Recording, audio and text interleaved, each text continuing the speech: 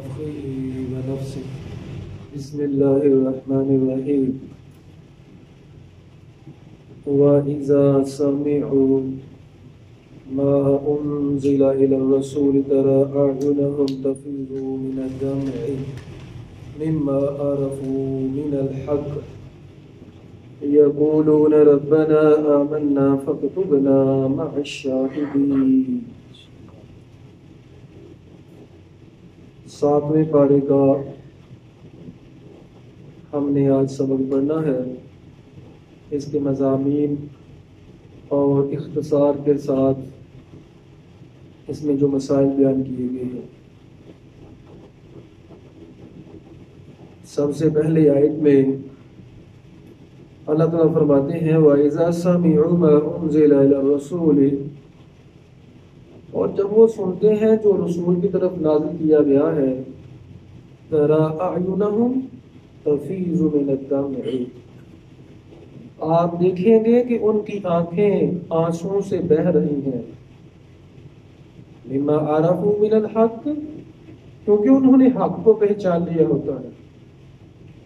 یقولون، یعنی اللہ تعالیٰ کے جو نیک بندے ہیں، جب ان کو پتہ چل جاتا ہے کہ یہ حق ہے اللہ کی طرف سے، تو ان کی آنکھیں وہ آنسو سے تر ہو جاتی ہے، روتے ہیں کہ اللہ تیرا شکر ہے کہ ہم نے حق کو پہچان لیا ہے.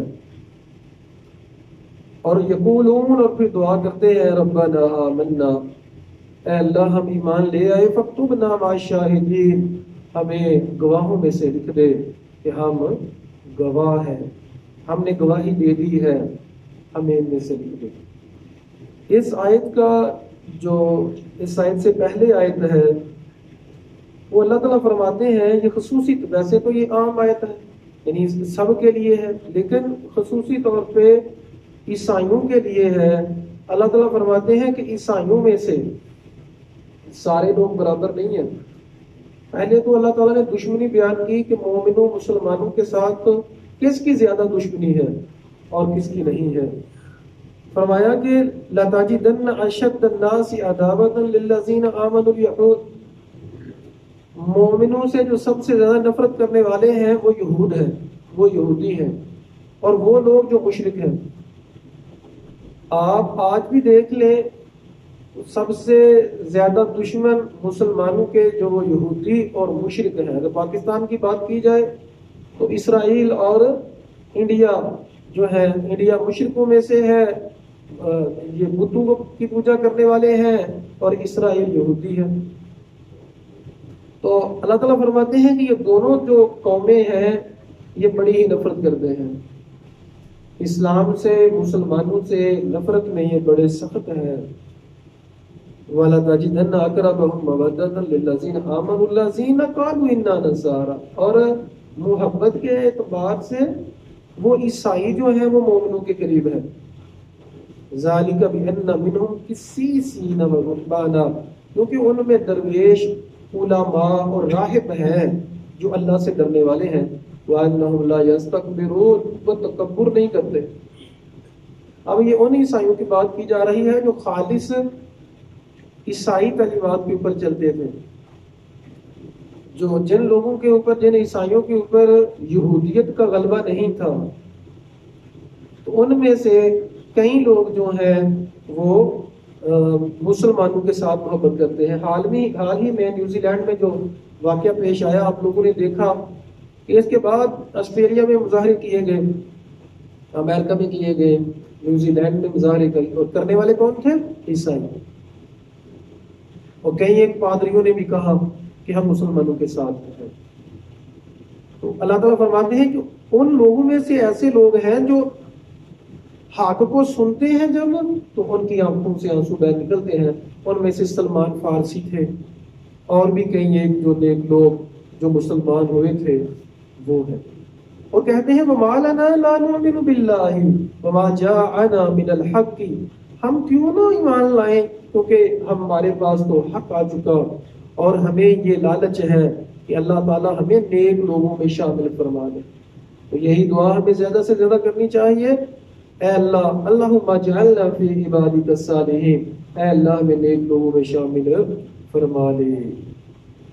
اللہ تعالیٰ فرماتے ہیں لوگوں کا بدلہ جو ہے وہ جنات، باغات ہیں جن کے نیچے سے نہریں بہتی ہیں، وذالک جزاء المحسنین، یہ نیکوکاروں کا بدلہ ہے۔ اللہ تعالیٰ ہمیں صالحین اور محسنین میں ہمارا شمار فرمائے گا۔ اور جو کافر لوگ ہیں جنہوں نے ہماری آیات کو جھٹلایا، اولئک اصحاب الجحیم، یہ جہنم والے ہیں۔ اللہ تعالیٰ ہمیں جہنم کی آگ سے بچائے۔ جب پڑھا جا رہا ہوتا ہے تو آپ لوگ دعائیں بھی ساتھ ساتھ کیا کریں۔ جب جہنم کی بات آئے تو جہنم سے پناہ مانگا کریں، جب جنت کی بات آئے تو جنت کا سوال کیا کریں، اور جب صالحین نیک لوگوں کی بات آئے تو دعا کیا کریں اللہ ہمیں ان میں شامل فرما دے۔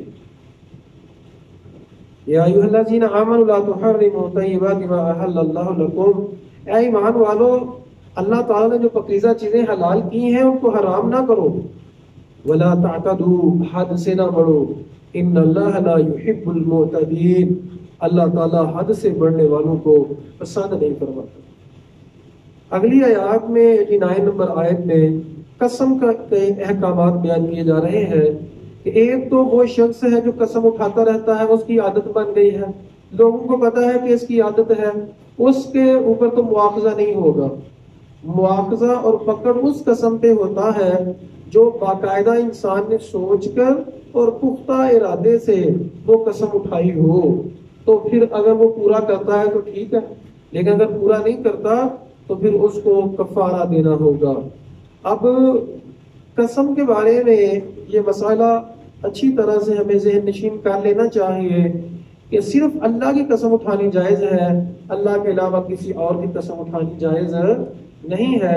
بعض لوگ ماں کی قسم اٹھاتے ہیں، باپ کی قسم اٹھاتے ہیں، تو شریعت ہمیں یہ کہتی ہے کہ جب قسم اٹھانی ہے تو رب العالمین کی اٹھانی ہے، اور سچی قسم اٹھانی ہے تو اس کو پورا بھی کرنا ہے۔ اب کوئی شخص قسم اٹھا لیتا ہے لیکن وہ شریعت کے خلاف ہوتی ہے، یا پھر اس سے رشتہ داری کو ٹوٹنے کا ڈر ہوتا ہے، تو پھر نبی کریم صلی اللہ علیہ وسلم نے فرمایا کہ قسم اپنی جو ہے اس کا کفارہ ادا کر دیا جائے، یعنی جو قسم اٹھائی ہے اس کو پورا نہیں کر سکا، اس کے اوپر قائم نہیں رہ سکا، تو پھر کفارہ مینز کہ اس کا بدلہ ہو جاتا ہے، پھر اس کو گناہ نہیں ہوتا۔ اب کفارہ کیا ہے؟ 10 مسکینوں کو کھانا کھلانا، یا ان کو کپڑے پہنانا، 10 مسکینوں کو کپڑے لے کے دے دینا، یا 10 مسکینوں کو کھانا کھلانا، یا پھر ایک گردن آزاد کرنا، ایک غلام آزاد کرنا۔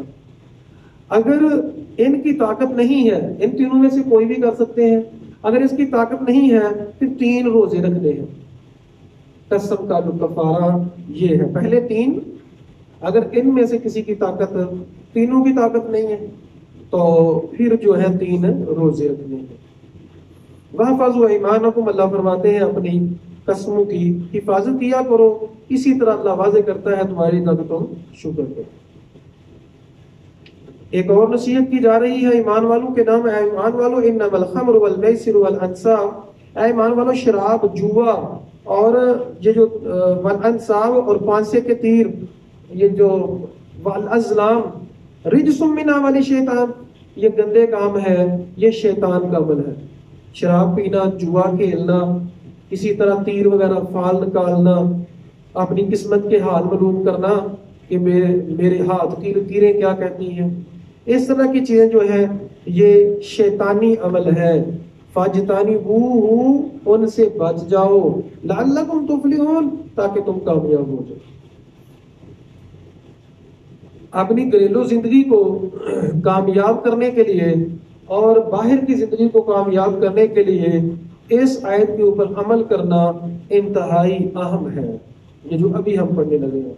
اللہ تعالیٰ نے پہلے منع کیا شراب سے، اس طرح کی چیزوں سے، پھر فرمایا کہ منع کیوں کیا جا رہا ہے تم کو، انما یرید الشیطان ان یوقع بینکم العداوۃ والبغضاء، شیطان جو ہے وہ یہ چاہتا ہے کہ شراب جوے کے ذریعے، جب جوا کھیلتا ہے جو جیت جاتا ہے اسے تو بڑی خوشی ہوتی ہے، لیکن جو ہار جاتا ہے پھر وہ دشمنی بھی کرتا ہے۔ اس سے لوگ کئی قتل بھی ہو جاتے ہیں، بہت زیادہ لڑائیاں بھی ہو جاتی ہیں.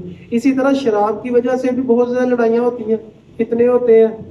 تو اللہ تعالیٰ فرماتے ہیں کہ تمہیں منع اس لیے کیا گیا ہے کیونکہ شراب اور جوئے کی وجہ سے شیطان تمہارے درمیان ایک تو دشمنی ڈال دیتا ہے، دوسرا بغض ڈال دیتا ہے. سو ایسا تم نے نہیں کرنا.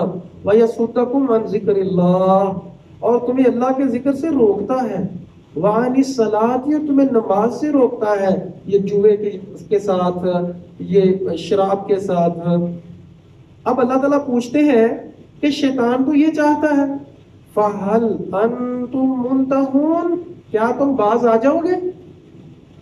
اب یہ شیطان جو چاہتا ہے، تمہیں روکنا چاہتا ہے نماز سے، ذکر سے، تلاوت سے، اللہ تعالیٰ کے دین سے، تو کیا تم رک جاؤ گے؟ تو اس کا جواب کیا ہونا چاہیے؟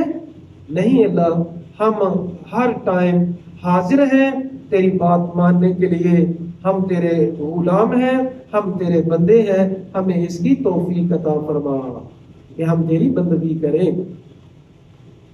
وَأَطِیعُوا اللَّهَ وَأَطِیعُوا الرَّسُولَ وَاحْذَرُوا، اللہ اور اس کے رسول کی اطاعت کرو اور ڈر جاؤ. فَإِن تَوَلَّیْتُمْ، اگر تم نے بات نہ مانی، فَاعْلَمُوا، اچھی طرح سے جان لو کہ ہمارے رسول کا کام صرف پہنچانا ہے، اس کا کام منوانا نہیں ہے، اس کا کام تمہارے تک پہنچانا ہے. تو اللہ تعالیٰ نے وہ پہنچا دیا. اب آپ کا مسئلہ ہے کہ آپ نے کام کرنا ہے کہ نہیں. 98 اور 99 نمبر آیت میں اللہ تعالیٰ نے اپنی دونوں صفات کی اچھی طرح سے وضاحت فرما دی. اپنی غصے کی جو صفت ہے اس کی بھی، اور جو محبت اور بخشش کی صفت ہے اس کی بھی اچھی طرح سے وضاحت فرما دی. اللہ تعالیٰ فرماتے ہیں اعلموا، یہ اعلموا لفظ آتا ہے جیسے لکھا ہوتا ہے وارننگ، انگلش میں ہم وارننگ یوز کرتے ہیں، تو مطلب بہت ہی خطرناک بات، اگر بہت الرٹ کرنا ہوتا ہے، میسج ایک دینا ہوتا ہے تو پھر وارننگ یا وَاعْلَمُوا اعلیٰ لکھا جاتا ہے. تو اللہ تعالیٰ فرماتے ہیں اعلموا ان اللہ شدید العقاب، اچھی طرح سے جان لو اللہ تعالیٰ بڑی سخت سزا دینے والا ہے ان کے لیے جو اللہ کے نافرمان ہیں. اور یہ بات بھی یاد رکھو وَأَنَّ اللَّهَ غَفُورٌ رَحِيمٌ، اللہ بخشنے والا اور رحم کرنے والا بھی ہے. اللہ با اختیار ہے. جو اللہ کی بات نہیں مانے گا، اللہ کی اطاعت نہیں کرے گا، اس کے لیے اللہ بڑی سخت سزا دینے والا ہے. اور جو بات ماننے والے ہیں اللہ تعالیٰ ان کو معاف فرمانے والا ہے، ان کو بخشنے والا ہے. اب دیکھیں کہ آدم علیہ السلام سے بھی جو تھی وہ غلطی تو ہو گئی تھی، اللہ تعالیٰ نے بعد میں معاف فرما دی. لیکن شیطان سے بھی غلطی ہوئی تھی. اب آدم علیہ السلام جو ہے اللہ تعالیٰ کے نبی قرار پائے، اور شیطان جو ہے وہ مردود قرار پایا. تو اس میں مسئلہ کیا ہے، کیا لاجک ہے؟ تو آدم علیہ السلام سے جب غلطی ہوئی فوراً جھک گئے، سجدے میں پڑ گئے، رونا شروع کر دیا اور کہا اللہ مجھ سے غلطی ہو گئی. شیطان نے جب غلطی کی تو لاجک پیش کی، اس نے یہ کہا کہ اپنے آپ کو صحیح ثابت کرنے کی کوشش کی. یاد رکھیے گا عقل کی 100 دلیلوں سے اللہ سے معافی نہیں مانگی جا سکتی. صرف عاجزی کا ایک آنسو، عاجزی کا ایک بول جو ہے وہ ساری زندگی کے گناہ بخشوا سکتا ہے. وہ اللہ تعالیٰ کو عاجزی، انکساری اور استغفار چاہیے، نہ کہ میں تو ٹھیک ہوں، میں تو صحیح ہوں، میری تو کوئی غلطی نہیں ہے، میں نے کیا کیا ہے، میں نے تو کچھ نہیں کیا. تو اللہ تعالیٰ کو ماننے والے لوگ پسند ہیں، نہ کہ وہ لوگ جو توجیحات دینے والے ہیں. اللہ تعالیٰ پھر فرماتے ہیں ما علی الرسول الا البلاغ، ہمارے رسول کا کام صرف پہنچانا ہے. محمد الرسول اللہ صلی اللہ علیہ وسلم کا کام پہنچانا ہے. واللہ یعلم ما تبدون وما تکتمون، اللہ جانتا ہے جو تم چھپاتے ہو، جو تم ظاہر کرتے. عقیدہ ہمیں سکھایا جا رہا ہے کہ یہ عقیدہ بنا لو کہ اللہ سب دیکھ رہا ہے، اللہ سے تم کچھ بھی نہیں چھپا سکتے. تو جب اللہ تعالیٰ کو سب پتا ہے تو پھر ہم گناہ نہ کریں، اور اگر غلطی ہو جائے تو پھر جلدی جلدی توبہ کریں، استغفار کریں. قل لا يستوي الخبيث والطيب، کہہ دیجئے خبیث اور پاک چیز، گندی چیز اور پاک چیز کبھی بھی برابر نہیں ہو سکتے.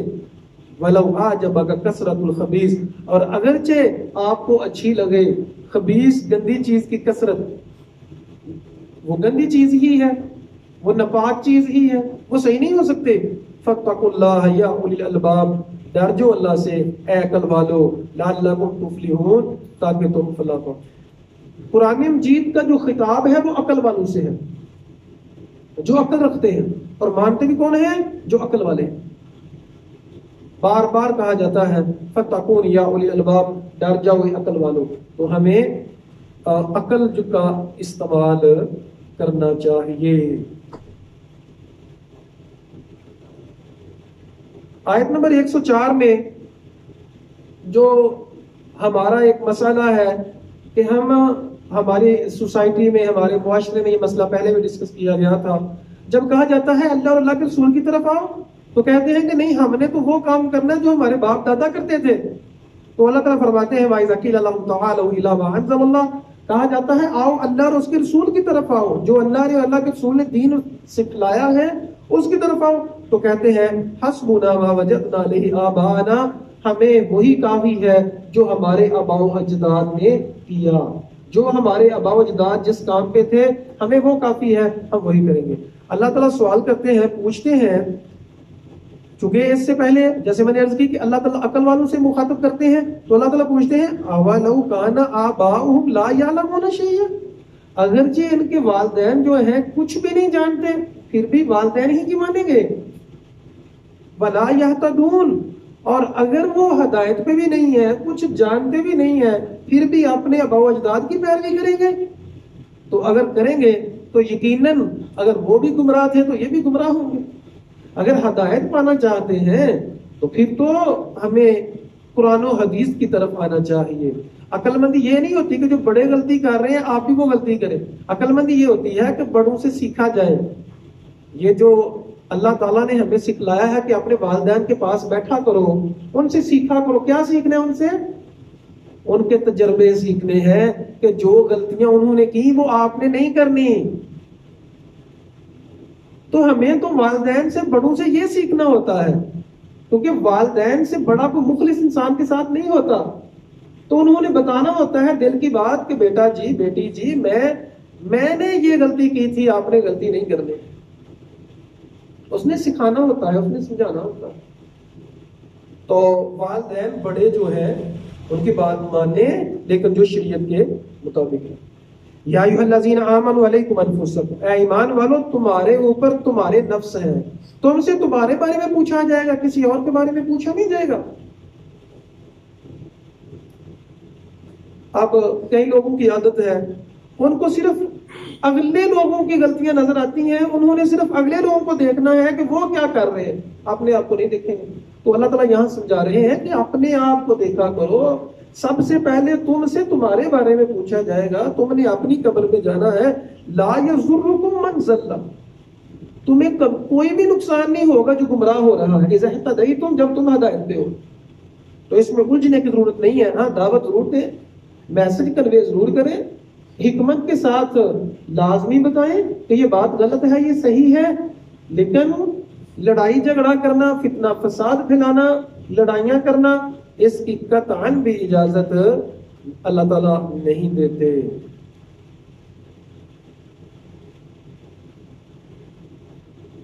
نبی کریم صلی اللہ علیہ وسلم نے فرمایا کہ بدترین انسان وہ ہے جو لڑائیاں کرواتا ہے، اور بہترین انسان وہ ہے جو سلوک کرواتا ہے. تو ہمیں بہترین انسانوں میں بننا ہے. رمضان کا مقصد بھی یہ ہے ہم ایسی ٹریننگ کر لیں کہ ہم بہترین لوگ بن جائیں. اب اس جو سورہ کا نام ہے المائدہ، تو مائدہ کہتے ہیں دسترخوان کو. اب المائدہ کا ذکر اللہ تعالیٰ نے کیا ہے 113 سے لے کے 115 نمبر آیت میں. اس قال الحواریون، حواری کہتے ہیں جو عیسیٰ علیہ السلام کے ساتھی، جیسے نبی صلی اللہ علیہ وسلم کے ساتھی تو ان کو کیا کہتے ہیں؟ صحابہ. عیسیٰ علیہ السلام کے جو ساتھی تھے جنہوں نے آپ کی مدد کی، ان کو حواری کہتے ہیں. انہوں نے کہا اے عیسیٰ، کیا تیرا رب اس کی طاقت رکھتا ہے کہ ہمارے اوپر دسترخوان نازل کرے؟ دسترخوان جس میں کھانے کی چیزیں بھی لگی ہوں، پکا پکایا کھانا ہمارے لیے آئے، تو کیا یہ ممکن ہے؟ تو کیا انہوں نے کہا کہ ہمارے لیے جو ہے یہ عید کا دن ہوگا اور نشانی ہوگی، وارزقنا وانت خیر الرازقین، اور یقین ہمارا بڑھ جائے گا، ہمیں دسترخوان عطا فرمائے۔ تو اللہ تعالیٰ نے فرمایا، وہی نازل کی، انی منزلها علیکم۔ یہاں ایک بات سمجھیے گا، اب یہ لوگ دیکھیں کہہ رہے ہیں کہ ہمیں کوئی نشانی دے کہ ہمارا یقین پیدا ہو جائے۔ اب نشانیاں اگر ہم غور کریں کہ جتنے بھی نبی آئے ہیں، سب سے زیادہ واضح نشانیاں کون سا نبی لے کے آیا تھا؟ عیسیٰ علیہ السلام۔ مردوں کو زندہ کر رہے ہیں، پرندے کو ہاتھ سے بنایا، کہا وہ اڑنا شروع کر دیتے ہیں، اور بچپن میں بول رہے ہیں، بچے ہیں دودھ پیتے بچے ہیں تو بول رہے ہیں۔ تو سب سے زیادہ نشانیاں بغیر باپ کے پیدا ہوئے ہیں۔ اگر ہم غور کریں تو سب سے زیادہ معجزے جو ظاہری طور پہ ہیں، جو انسان کو اپنا عقیدہ بدلنے کے اوپر مجبور کر دیتے ہیں، وہ تھے عیسیٰ علیہ السلام۔ تو اللہ تعالیٰ کو ان کی بات یہ اچھی نہیں لگی کہ تمہارے پاس جو پہلے نشانیاں ہیں ان پہ تو غور کر لو۔ تو اللہ تعالیٰ فرماتے ہیں، میں نازل کر دوں گا تم پر، لیکن فمن یکفر بعد منکم، اگر اس کے بعد بھی تم نے کفر کیا، بات نہ مانی، فإنی اعذبہ عذابا، میں ایسا عذاب دوں گا اس کو، لا اعذبہ احدا من العالمین، میں نے جہان والوں میں سے کسی کو ایسا عذاب نہیں دیا ہوگا، ایسا سخت عذاب دوں گا۔ تو یہاں سے سمجھ آ رہی ہے کہ نشانیاں دیکھ کے بھی ایمان نہ لانا، بات نہ ماننا، علم کا پتہ چل گیا، دل کو اطمینان ہو گیا کہ یہ مسئلہ ایسے ہی ہے، پھر بھی نہ ماننا، اس کے لیے پھر ڈبل عذاب ہوتا ہے، اس کے لیے پھر ڈبل سزا ہوتی ہے۔ تو اللہ تعالیٰ نے کہا کہ اگر نازل تو کر دوں گا لیکن بڑی سخت سزا ملے گی۔ اب یہ جو عیسائی لوگ عیسیٰ علیہ السلام کی اور مریم علیہ السلام کی عبادت کرتے ہیں، تو اللہ تعالیٰ قیامت والے دن پوچھیں گے، اللہ تعالیٰ نے قرآن میں پہلے ہی نازل کر دیا، وَإِذْ قَالَ اللَّهُ يَا عِيسَىٰ، جب اللہ تعالیٰ پوچھیں گے عیسیٰ سے، اے عیسیٰ، أَأَنْتَ قُلْتَ لِلنَّاسِ، کیا تو نے لوگوں کو کہا تھا کہ میری بندگی کرو، اتخذونی وأمی الہین، کہ مجھے اور میری امی جان کو رب بنا لو، لوگوں کو تم نے یہ دعوت دی تھی، من دون اللہ کے علاوہ؟ کہا، عیسیٰ علیہ السلام کہیں گے، سبحانک، اے اللہ تو پاک ہے، ما یکون لی ان اقول ما لیس لی بحق، میں نے وہ بات کی نہیں ہے جس کا مجھے حق ہی نہیں ہے، ان کنت قلتہ، اگر میں نے کہی ہوتی تو تجھے پتا ہوتا، تعلم ما فی نفسی، جو میرے نفس میں ہے تو وہ بھی جانتا ہے، اور میں نہیں جانتا جو تیرے نفس میں ہے، تو ہی غیبوں کو جاننے والا ہے۔ تو انہوں نے کہا، ما قلت لهم الا ما امرتنی، میں نے صرف ان کو وہی دعوت دی ہے جو تو نے حکم دیا ہے، ان اعبدوا اللہ ربی و ربکم، کہ اللہ کی عبادت کرو جو میرا بھی اور تمہارا رب ہے۔ تو اے اللہ، وکنت علیہم شہیدا، میں ان میں گواہ تھا جب تک ان میں تھا، فلما توفیتنی، جب تو نے مجھے اپنے پاس بلا لیا، توفیتنی، اپنے پاس عیسیٰ علیہ السلام کو جو ہے اللہ تعالیٰ نے زندہ اٹھا لیا ہے، تو انت رقیب علیہم، تو ہی ان کے اوپر نگران ہے۔ اب عیسیٰ علیہ السلام دعا کر رہے ہیں، ان تعذبہم، اگر تو ان کو عذاب دے گا، فإنہم عبادک، وہ تیرے بندے ہیں، وَإِن تَغْفِرْ لَهُمْ، اگر تو ان کو معاف کر دے، فَإِنَّكَ أَنْتَ الْعَزِيزُ الْحَكِيمُ، تو غالب اور حکمت والا ہے۔ بڑی ہی زبردست دعا ہے۔ تو اللہ تعالیٰ فرمائیں گے کہ یہ جو دن ہے یہ سچوں کا دن ہے، جنہوں نے زندگی گزاری تھی اطاعت میں گزاری تھی ان کو فائدہ ہوگا، لیکن جنہوں نے اطاعت میں نہیں گزاری تھی ان کو فائدہ نہیں ہوگا۔ اسی آیت میں اللہ تعالیٰ نے صحابہ کی صفت بیان کی، رضی اللہ عنہ ورضوا عنہ، اللہ تعالیٰ ان سے راضی ہو گیا اور وہ صحابہ اللہ سے راضی ہو گئے۔ اگلی صورت ہے جی سورۃ الانعام۔ انعام کہتے ہیں چپاؤں کو، اس میں چپائے جن کے 4 پاؤں ہوتے ہیں، خصوصی طور پہ جو حلال جانور ہیں جن کو گھروں میں پالا جاتا ہے ان کو چپائے کہتے ہیں۔ 12 نمبر آیت جو ہے سورۃ الانعام کی، اس میں اللہ تعالیٰ نے ایک اصول بیان کیا ہے، کل لمن ما فی السماوات والارض، کہہ دیجئے جو آسمانوں میں ہے جو کچھ زمین میں ہے، اور یہ کل للہ، وہ کہہ دے اللہ کے لیے، سب کچھ اللہ کے لیے ہے، کاتب علی نفسہ الرحمہ، اللہ تعالیٰ نے اپنے اوپر رحمت کو لکھ دیا ہے. جیسے حدیث قدسی ہے، اللہ تعالیٰ فرماتے ہیں لوگوں میرے غصے کے اوپر میری رحمت حاوی ہے، یعنی میں غصے والا بھی ہوں لیکن رحمت میری زیادہ حاوی ہے، سو رحمت زیادہ مانگا کرو. اللہ سے رحمت کا سوال کیا کرو.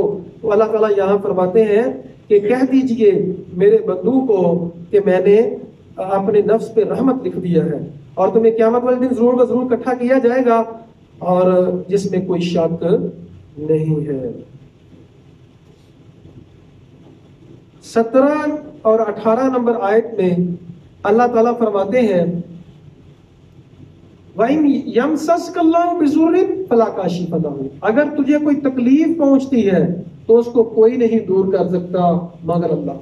یہ ہے عقیدہ کہ ہمیں کوئی بھی تکلیف پہنچتی ہے اسے اللہ ہی دور کر سکتا ہے، اس بیماری کو اللہ ہی دور کر سکتا ہے اور کوئی دور نہیں کر سکتا. بیماریوں میں، مشکلات میں انسان کی آزمائش ہوتی ہے. لوگ جو ہیں وہ شرک کرنا شروع کر دیتے ہیں، اللہ تعالیٰ سے بہت زیادہ دور چلے جاتے ہیں. تھوڑی سی مشکل کیا آئی تو غیر اللہ سے مدد مانگنا شروع کر دیتے ہیں. تو اللہ تعالیٰ فرماتے ہیں یہ عقیدہ اچھی طرح سے سمجھ لو کہ جب تمہیں تکلیف پہنچتی ہے اس کو دور کرنے والا صرف اللہ ہے. وَإِنْ يَمْسَسْكَ بِخَيْرٍ، اور جو اگر تمہیں خیر پہنچتی ہے وہ بھی اللہ ہی پہنچاتا ہے، وہ بھی اللہ ہی کی طرف سے ہے. فَهُوَ عَلَىٰ كُلِّ شَيْءٍ قَدِيرٌ، اللہ تعالیٰ ہر چیز پہ قادر ہے. وَهُوَ الْقَاهِرُ فَوْقَ عِبَادِهِ، وہ اپنے بندوں پہ زبردست نگران ہے. اللہ تعالیٰ جو ہے اپنے بندوں پہ زبردست نگران ہے. وَهُوَ الْحَكِيمُ الْخَبِيرُ، اللہ تعالیٰ جو ہے حکمت والا ہے اور خوب خبر رکھنے والا ہے. 32 نمبر آیت میں اللہ تعالیٰ نے فرماتے ہیں دنیا کی زندگی کے بارے میں وَمَا الْحَيَاةُ الدُّنْيَا إِلَّا لَعِبٌ وَلَهْوٌ، دنیا کی زندگی صرف کھیل تماشا ہے. یہ ہمیشہ رہنے کے لیے نہیں ہے، ہمیشہ اس میں رہنے کی پلاننگ نہیں کرو. وَلَلدَّارُ الْآخِرَةُ، آخرت کا جو گھر ہے خَيْرٌ لِلَّذِينَ يَتَّقُونَ، یہ بہتر ہے ان لوگوں کے لیے جو متقی ہیں، جو پرہیزگار ہیں. أَفَلَا تَعْقِلُونَ، کیا تم عقل نہیں کرتے؟ کیا تم اس کے بارے میں سوچتے نہیں ہو؟ اب یہاں سے سمجھ یہی آتی ہے کہ آخرت کی تیاری وہی کرتے ہیں جن کے دل میں اللہ کا ڈر ہوتا ہے. یہاں سے بات یہ بھی سمجھ آتی ہے کہ عقل مند کون ہوتے ہیں؟ متقی. یعنی عقل مند ہونے کے لیے ضروری ہے کہ انسان متقی ہو. اب کوئی انسان متقی نہیں ہے اور کہے میں عقل مند ہوں، نہیں، وہ کوئی عقل مند نہیں. عقل مندی تو یہی ہے کہ دیکھیں ایک شخص کوئی بھی چیز آپ لے لیں، مکان بناتا ہے. عقل مند کون ہے؟ جو نیند کو مضبوط کرتا ہے، مستقبل کو سوچتا ہے نا، کل کو پانی بھی آ سکتا ہے. عقل مند وہ ہے اسے پتا ہے میں نے مر جانا ہے، اپنی آخرت کی تیاری کروں. تو اللہ تعالیٰ نے عقل مند متقی لوگوں کو قرار دیا ہے.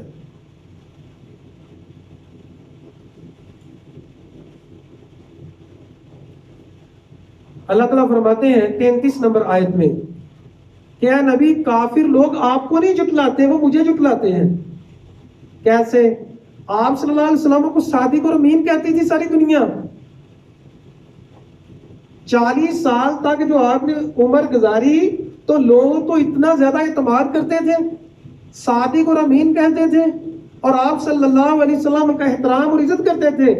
جب نبی صلی اللہ علیہ وسلم نے کہا کہ میں اللہ کی طرف سے میسنجر ہوں، اللہ کی طرف سے رسول، لوگوں نے مخالفت کرنا شروع کر.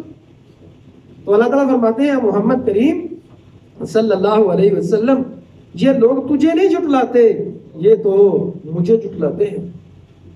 اسی لیے اللہ تعالیٰ نے کہا اے محمد صلی اللہ علیہ وسلم تیری اطاعت میری اطاعت، تیری نافرمانی میری نافرمانی.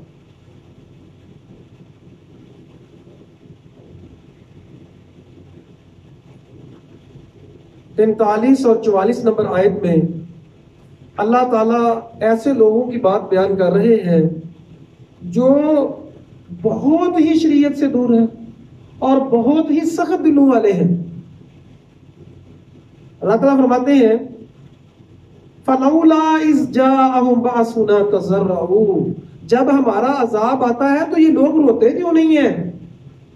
یہ پھر آہوزاریاں اللہ سے معافی کیوں نہیں مانگتے؟ وَلَٰكِن قَسَتْ قُلُوبُهُمْ، لیکن ان لوگوں کے دل بڑے سخت ہو گئے ہیں۔ اگر آزمائش آئی ہے، دیکھیں کوئی بیمار ہو گیا بچہ بڑا، تو یہ کیا ہوتی ہے؟ آزمائش ہوتی ہے۔ تو اللہ کے اوپر شکوہ کرنا اور پھر بھی نیکی کی طرف نہ آنا، پھر بھی دین کی طرف نہ آنا۔ دیکھیں کچھ عذاب ہوتے ہیں چھوٹے چھوٹے، کچھ بڑے عذاب ہوتے ہیں۔ چھوٹے چھوٹے عذاب جو ہیں آتے ہیں ہماری زندگی میں تاکہ ہم سیدھے سیدھے رہیں۔ اگر کوئی ڈی ٹریک ہونے کی کوشش کرتا ہے، تھوڑا سا عذاب، تھوڑی سی آزمائش آتی ہے تاکہ یہ سیدھا ہو جائے۔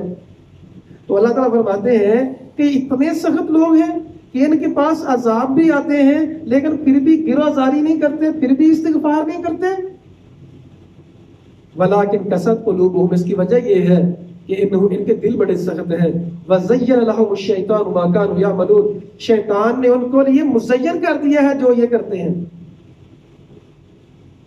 مشرکین مکہ تھے نا، جب اللہ تعالیٰ نے ذکر کیا کہ جب ان کو عذاب آتا تھا کشتی میں وغیرہ میں تو پھر خالص اللہ کو پکارتے تھے۔ تو اللہ تعالیٰ فرماتے ہیں یہ لوگ جو ہیں یہ مشکل میں عذاب میں بھی غیروں کو پکارتے ہیں، مشکل میں عذاب میں بھی اللہ کی طرف نہیں آتے۔ تو چاہیے تو یہ نا جب مشکلات آئے تب انسان اللہ کی طرف آ جائے، کم از کم عاجز بن جائے کہ اللہ جی میرا راستے جو ہے وہ سارے معدوم ہیں، میں جو تجھ سے اپنا شکوہ کرتا ہوں، میں کمزور ہوں، میں غریب ہوں، میں محتاج ہوں۔ تو کبھی تو ایسا کرے۔ تو انسان کو ہمیشہ دعا کرتے ہوئے عاجزی اور انکساری کرنی چاہیے، اے اللہ میں کچھ نہیں کر سکتا، تیری رحمت مجھے درکار ہے۔ فَلَمَّا نَسُوا مَا ذُكِّرُوا بِهِ فَتَحْنَا عَلَيْهِمْ أَبْوَابَ كُلِّ شَيْءٍ، اللہ تعالیٰ فرماتے ہیں جب انہوں نے چھوٹے چھوٹے عذابوں سے نصیحت نہ پکڑی تو ہم نے پھر ان کے اوپر بڑا عذاب نازل کر دیا۔ فَتَحْنَا عَلَيْهِمْ أَبْوَابَ كُلِّ شَيْءٍ، ہر چیز کے ہم نے ان کے اوپر عذاب نازل کیے۔ فَقُطِعَ دَابِرُ الْقَوْمِ الَّذِينَ ظَلَمُوا، ظالم لوگوں کو جڑ سے اکھیڑ دیا گیا، پوری بستی کو تباہ کر دیا گیا۔ کب؟ جب چھوٹے عذاب انہوں نے دیکھ کے نصیحت قبول نہیں کی۔ تو اللہ تعالیٰ جو ہے حجت پوری کرتے ہیں، سمجھانے کی، نصیحت کی۔ جیسے پیچھے ہم نے پڑھا اللہ تعالیٰ فرماتے ہیں کہ رسولوں کو اس لیے بھیجا تاکہ لوگ یہ نہ کہیں ہمیں کوئی سمجھانے والا ہی نہیں آیا تھا، ہمیں کوئی نصیحت کرنے والا ہی نہیں آیا تھا۔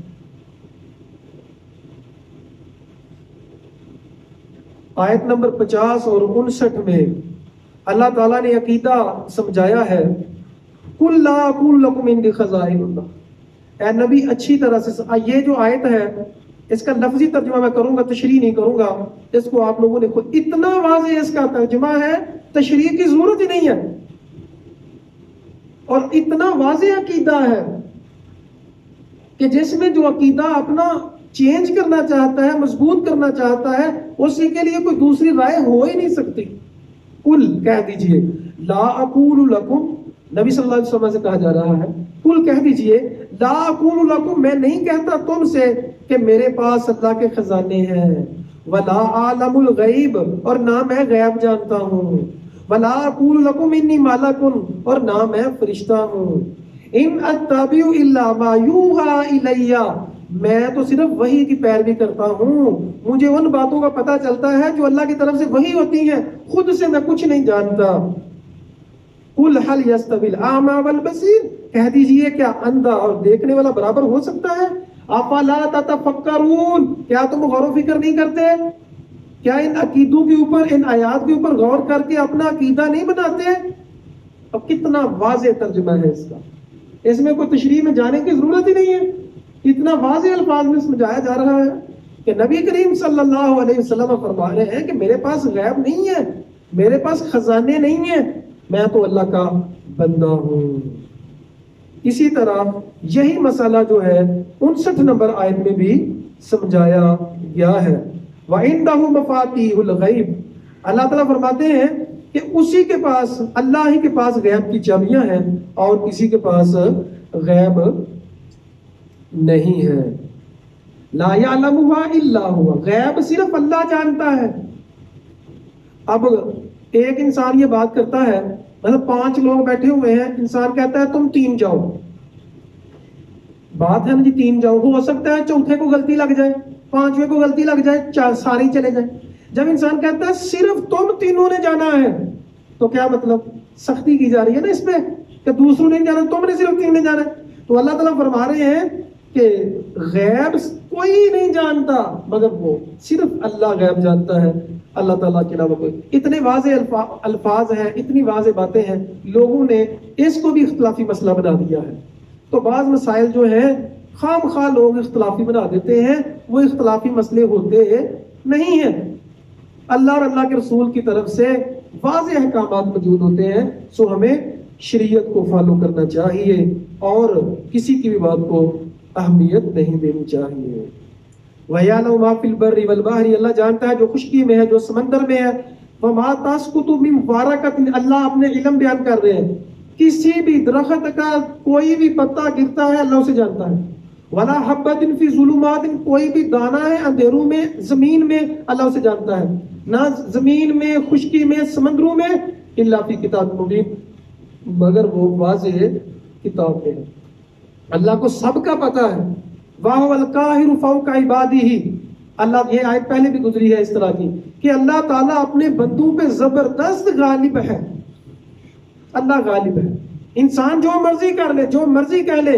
اسی لیے ہمیں یہ سکھایا گیا ہے جب آپ عزم کریں، جب بات کریں تو ساتھ انشاءاللہ کہا کریں، تاکہ یہ نہ ذہن میں آ جائے کہ میں کر رہا ہوں، میرے اللہ نے مجھے توفیق عطا فرمائی، میں تب ہی کر رہا ہوں. وَيُرْسِلُ عَلَيْكُمْ حَافِظَةً، اللہ تمہارے اوپر فرشتے جو ہیں حفاظت کرنے والے بھیجتے ہیں. نبی کریم صلی اللہ علیہ وسلم کی حدیث ہے 4 فرشتے انسان کے ساتھ ہوتے ہیں، 2 آگے 2 پیچھے، جو اس کی ہر وقت حفاظت کر رہے ہوتے ہیں، جنات سے، جادو ٹونے سے، شریر لوگوں سے. اور جب تقدیر ہوتی ہے تو فرشتے پیچھے ہو جاتے ہیں، کیونکہ ان کو میسج آتا ہے کہ اب جو تقدیر میں یہ لکھی ہوئی ہے چوٹ، یہ تقدیر میں لکھا ہوا ہے، اب اس کا ہونے دینا. تو ایک حدیث کے مطابق 2 فرشتے، ایک کے مطابق 4 فرشتے، جو 2 آگے 2 پیچھے انسان کی حفاظت کر رہے ہوتے ہیں. تو پھر ڈرنے کی کیا بات ہے؟ جب اللہ تعالیٰ نے اتنا زیادہ اہتمام کیا ہوا ہے، ہمیں اتنا زیادہ پروٹوکول دیا ہوا ہے، اور اللہ کے کاغذوں میں کوئی غریب امیر نہیں ہے. امیر تو سیکورٹی گارڈ رکھ لیتا ہے، غریب کہاں سے رکھے؟ غریب کے پاس بھی اللہ نے 4 سیکورٹی گارڈ عطا فرمائے. اور تقدیر کو جو ہے وہ بھی بدلا جا سکتا ہے. کیسے؟ دعا کے ذریعے. وتر کی دعا کیا ہے؟ واقینی شر ما قضیت، اے اللہ ہمیں اس شر سے بچا لے جو تو نے تقدیر میں لکھ دیا ہے. تو دعا سے تقدیر بدل جاتی ہے. تو جب ہم دعا کر کر کے زیادہ سے زیادہ دعائیں کریں گے، جو قسمت میں لکھی ہوئی کی برائی اللہ تعالیٰ اس کو بھی دور کرنے کے اوپر قادر ہے. اور جو دعائیں کرنے کے بعد بھی مصیبت آ گئی، پھر اس مصیبت کو مصیبت نہ سمجھے، اس مصیبت کو رحمت سمجھے. کیوں؟ کیونکہ نبی کریم صلی اللہ علیہ وسلم نے فرمایا 2 قسم کے لوگ ہوتے ہیں، ایک وہ جن سے اللہ محبت کرتا ہے، ایک وہ جن سے محبت نہیں کرتا. جن سے محبت کرتا ہے اللہ ان کے گناہوں کی سزا ان کو دنیا میں دے دیتا ہے تاکہ آخرت کے لیے پکیزہ ہو جائے. اور جو لوگ جن سے اللہ محبت نہیں کرتا، ان کی زیادہ سزاؤں کو اللہ تعالیٰ آخرت کے لیے رکھ لیتے ہیں. تو پھر بہتر کون ہوا؟ جیسے نبی صلی اللہ علیہ وسلم نے بیماری کو، مشکل کو، پریشانی کو رحمت سے تعبیر کیا ہے. جب کوئی بیمار ہوتا تو کیا کہتے تھے؟ لا بأس طہور انشاءاللہ، کوئی حرج نہیں، بیمار ہو گئے تو کیا ہوگا؟ یہ پاک کر دے گا، یہ گناہوں سے تم پاک ہو جاؤ گے. بات سمجھ آ رہی ہے؟ ثم ردوا الی اللہ مولاہم الحق، پھر تم کو سچے مولا کی طرف، اللہ رب العالمین سچا دوست. مولا کا ترجمہ آپ دوست بھی کر سکتے ہیں، مددگار بھی کر سکتے ہیں. سچے دوست کی طرف تمہیں لٹایا جائے گا. بڑا مسئلہ ہے لوگوں کو سچی دوستی کا. ہمیں سچی دوستی نہیں ملتی، بیسٹ فرینڈ مل جائے. اللہ تعالیٰ کو دوست بنا لو، سچا دوست اللہ ہے، اسی کو مددگار بناؤ. قل من ينجيكم من ظلمات البر والبحر، کہہ دو تمہیں خشکی اور سمندر کی تکلیفوں سے کون دور کرتا ہے پریشانیاں. تدعونه تضرعا وخفيا، جب اللہ تعالیٰ کو پکارتے ہو. لئن انجانا من هذه لنكونن من الشاکرین، کہ اگر ہمیں نجات دے گا تو اللہ ہم شکر گزار بندے بن جائیں گے. قل اللہ ینجیکم، کہہ دیجیے اللہ ہی تمہیں ہر تکلیف سے دور کرتا ہے. ثم انتم تشرکون، تم پھر بھی شرک کرتے ہو. سب کچھ دینے والی ذات اللہ کی، پھر بھی شرک کرتے ہو؟ اگر عقیدہ کسی کو سکھلانا ہو قرآن سکھلا دے، قرآن کی طرف بلا لے، قرآن خود ہی صحیح کر لیتا ہے۔ اگر ہم دل کی آنکھوں سے قرآن پڑھیں نا تو قرآن ہمیں بڑا ہی سیدھا کر دیتا ہے۔ اب دیکھیں کس قدر اللہ تعالیٰ کس تاثیر کے ساتھ سمجھا رہے ہیں کہ شرک نہیں کرنا، چاہے جو مرضی ہو جائے۔ وَإِذَا رَأَيْتَ الَّذِينَ يُخُوضُونَ فِي آيَاتِنَا فَأَعْرِضْ عَنْهُمْ، پیچھے بھی مسئلہ بیان کیا گیا تھا، یہ مسئلہ اتنا اہم ہے، دوبارہ میں بھی عرض کرتا ہوں، جب دین کا مذاق اڑایا جا رہا ہو تو اللہ تعالیٰ فرماتے ہیں وہاں نہ بیٹھا کرو۔ اگر شیطان بلا دے تو یاد آنے کے بعد اٹھ جائیں، چاہے جتنی مرضی اہم بات ہے، جتنا مرضی کو بڑا رشتہ دار ہے، جتنا مرضی اہم فنکشن ہے، چھوڑ دیں اس فنکشن کو جہاں شریعت کا مذاق اڑایا جا رہا ہے، جہاں اللہ کا مذاق اڑایا جا رہا ہے، وہاں نہیں بیٹھنا۔ وَاذَرِ الَّذِينَ اتَّخَذُوا دِينَهُمْ لَعِبًا وَلَهْوًا، ایسے لوگوں کو چھوڑ دیں جنہوں نے اپنے دین کو کھیل تماشا بنا دیا ہے اور ان کو دنیا کی زندگی نے دھوکہ دیا ہے۔ یعنی ایسے لوگوں کو دوست بنائیں جو نمازی اور پرہیزگار ہیں، ایسے لوگوں کو دوست نہ بنائیں جو دنیا کی زندگی ہی میں مگن ہے اور ان کا اوڑھنا بچھونا دنیا کی زندگی ہے۔ دیکھیں ایک ہوتا ہے تعلقات رکھنا، ایک ہوتا ہے قریبی دوست بنانا۔ تو قریبی دوست محبت انہی لوگوں سے ہونی چاہیے جو اللہ کے اطاعت گزار ہیں، اللہ تعالیٰ کے جو خاص بندے ہیں انہی سے دوستی قریبی ہونی چاہیے۔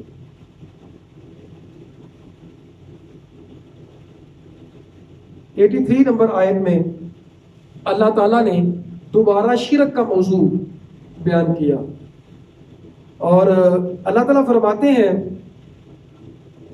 الذین آمنوا ولم یلبسوا ایمانہم بظلم، جو لوگ ایمان لائے اور اپنے ایمان کو ظلم کے ساتھ نہیں ملایا تو یہ لوگ، ان کے لیے قیامت والے دن امن ہوگا اور یہ ہدایت یافتہ ہے۔ صحابہ کرام ایک ایک آیت پہ بڑا غور کرتے تھے۔ جب یہ آیت نازل ہوئی تو صحابہ کرام نے پوچھا یا رسول اللہ، ظلم سے مراد ان کی وہ لے رہے تھے گناہ کرنا، تو کیا کہا یا رسول اللہ ہم میں سے کون شخص ہے جس نے کبھی گناہ نہیں کیا؟ ہمیں کیسے امن ملے گا؟ ہمیں کیسے ہدایت ملے گی؟ ہمیں کیسے کامیابی ملے گی؟ یہ تو بڑا مشکل کام ہے جو اللہ نے کہہ دیا کہ تمہیں کامیابی اس وقت ملے گی جب تم نے ظلم نہیں کیا ہوگا۔ تو ظلم مطلب ہم نے گناہ تو ہر ایک نے کیے ہیں۔ تو نبی کریم صلی اللہ علیہ وسلم نے فرمایا اس ظلم سے مراد شرک ہے، اس ظلم سے مراد شرک ہے۔ جیسے لقمان علیہ السلام نے اپنے بیٹے کو نصیحت کی ان الشرک لظلم عظیم، سب سے بڑا ظلم کیا ہے؟ شرک کرنا۔ ظلم ہوتا کیا ہے؟ جہاں جس چیز کا حق ہے اس کو وہاں نہ رکھنا۔ ماں باپ کا ادب احترام کرنا ہوتا ہے، جو نہیں کرتا وہ ظلم کر رہا ہے۔ اللہ تعالیٰ کو صرف ایک ماننا ہوتا ہے، جو نہیں مان رہا وہ ظلم کر رہا ہے۔ کس پر؟ اپنے اوپر۔ اس کے بعد اللہ تعالیٰ نے 18 نبیوں کا ذکر کیا، 18 نبیوں کا ذکر کیا، ایک ایک کر کے نام لیا، کہا اسحاق، یعقوب، نوح، داؤد، سلیمان، ایوب، یوسف، موسیٰ، ہارون، زکریا، یحییٰ، عیسیٰ، الیاس، اسماعیل، یاسا یعنی عیسیٰ، و یونس اور لوط۔ سب کو ہم نے بڑی فضیلتیں دی، سب کو ہم نے چنا تھا۔ اب آگے فرماتے ہیں وَهَدَيْنَاهُمْ إِلَىٰ صِرَاطٍ مُسْتَقِيمٍ، یہ 18 کے 18 نبی بڑی سمجھنے والی بات ہے۔ یہ 18 کے 18 نبی جو ہیں ان کو ہم نے ہدایت دی تھی، اور ذَلِكَ هُدَى اللَّهِ يَهْدِي بِهِ مَن يَشَاءُ مِنْ عِبَادِهِ، یہ اللہ تعالیٰ کے بڑے ہی خاص بندوں میں سے ہیں جن کو اللہ تعالیٰ نے ہدایت عطا فرمائی۔ وَلَوْ أَشْرَكُوا، اور اگر یہ شرک کرتے، اللہ کے برگزیدہ بندے اگر یہ بھی شرک کرتے، لَحَبِطَ عَنْهُمْ مَا كَانُوا يَعْمَلُونَ، اللہ ان کے اعمال کو ضائع کر دیتا جتنے بھی ہیں۔ اس سے بات سمجھ آتی ہے شرک جو کرتا ہے نا اس کی نیکیاں قبول نہیں ہوتی، اس کے نامہ اعمال جو ہے جتنی بھی ہوتی ہیں وہ برباد ہو جاتی ہیں، نیکیاں وہ ضائع ہو جاتی ہیں۔ دلیل کیا ہے جی؟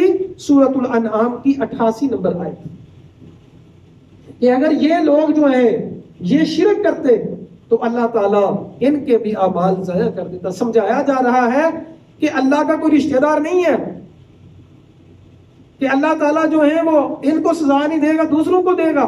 اللہ تعالیٰ تو اپنے نبیوں کی بھی پکڑ کرتے ہیں، اور اللہ تعالیٰ تو اپنے نبیوں نے بھی اگر شرک کیا ہوتا تو ان کے بھی نامہ اعمال سیاہ کر دیتا. تو تم کس بات کی ڈوبی ہو کہ تم شرک کرو گے اور تمہیں بخش دیا جائے گا، کہ تم سے پوچھ گچھ نہیں کی جائے گی؟ اس بات کو ہمیں اچھی طرح سے سمجھ لینا چاہیے اور شرک نہیں کرنا چاہیے چاہے جو کچھ مرضی ہو جائے. اس کے بعد اللہ تعالیٰ فرماتے ہیں وما قدر اللہ حق قدرہ، ان لوگوں نے اللہ کی قدر ہی نہیں کی. بات کو ذرا سمجھیے گا. ایک شخص ہے، اس کا بھائی ڈی ایس پی ہے یا ڈی پی او ہے، سگا بھائی ہے. D P O D C او کے پاس اپنے بھائی کے پاس نہیں جاتا اور چپڑاسی کے پاس جاتا ہے کہ یار میری سفارش کر دو.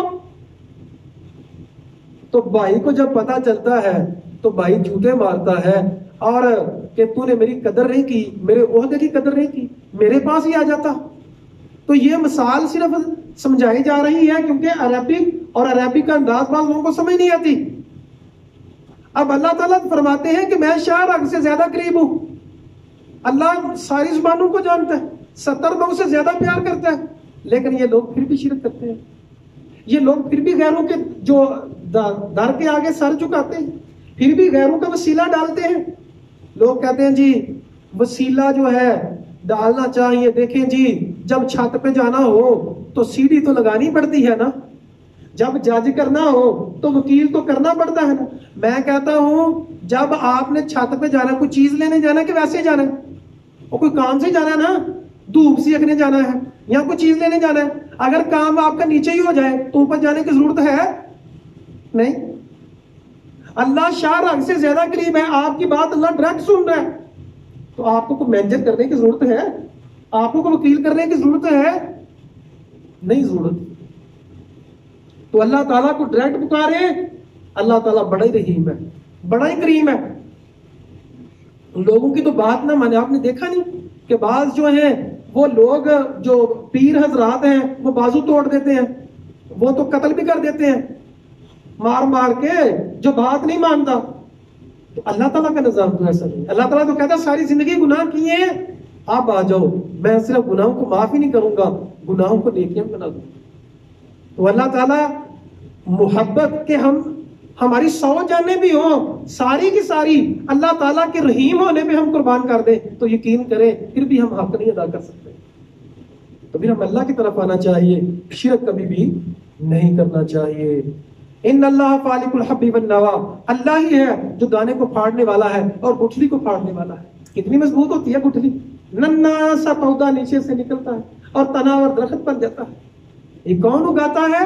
اللہ. کیا تمہیں نظر نہیں آتا؟ کیا تم غور نہیں کرتے؟ اللہ کی ربوبیت پہ غور کرو. 108 نمبر آیت میں بڑی ہی اہم بات سمجھائی گئی، اور یہاں سے آپ لوگ سمجھیے گا. آپ لوگوں کا جب واسطہ پڑے ان لوگوں کے ساتھ جو کہتے ہیں کہ اسلام متشدد ہے یا اسلام کی تعلیمات بڑی سخت ہے، ان کو یہ آیت سنائیں کہ اسلام کتنا پرامن دین ہے.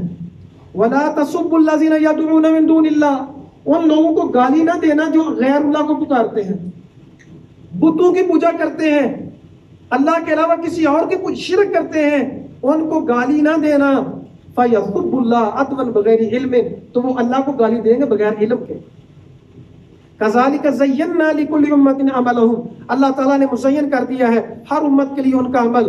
ثُمَّ إِلَىٰ رَبِّهِمْ مَرْجِعُهُمْ، اللہ کی طرف ان کو لوٹ کے آنا ہے. فَيُنَبِّئُهُم بِمَا كَانُوا يَعْمَلُونَ، ان کو بتایا جائے گا جو وہ کرتے ہیں. تو کتنی واضح بات ہے کہ غیر اللہ جو ہیں ان کو، ان کے معبودوں کو برا نہیں کہنا، ان کو گالی نہیں دینی. ہاں یہ کہہ سکتے ہیں کہ وہ کوئی بھی کام نہیں آ سکتے، یہ برا تو نہیں کہہ رہے، عقیدہ بیان کر رہے ہیں، لیکن گالی نہیں دینی.